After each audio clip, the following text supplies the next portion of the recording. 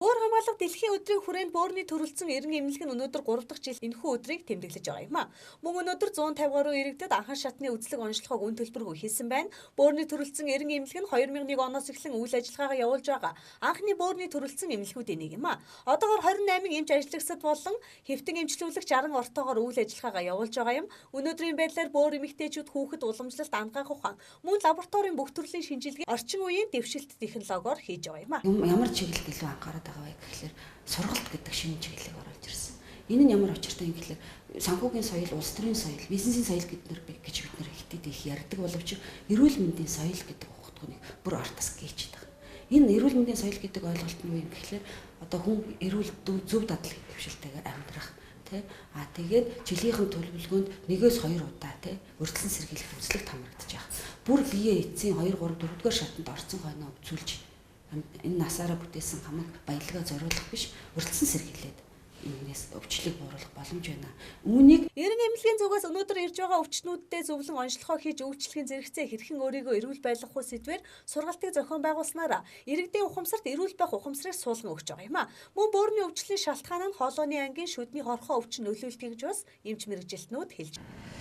За манай одоо өнөөдөр бол харж байхад манай Баянзүрх дүүргийн иргэд нэлээд одоо энэ харьяаллын дагуу Баянзүрх дүүргийн иргэд ирж байна.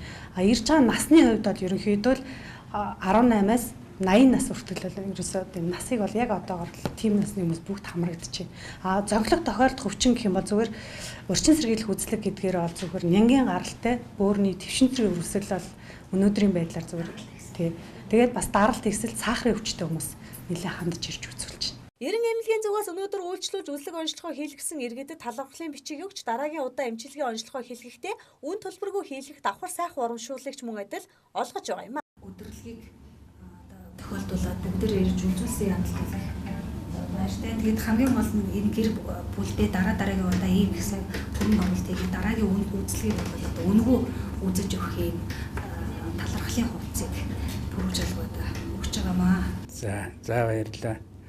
За ингээд өнөөдөр бөөр хамгаалах өдрийг тохиолдуулан эрен эмнэлэг дээр явагдаж байгаа энэ үзлэгт бид гэр бүлээрээ ингээ интернетээс зар хараад ингээ хамрагдж байна.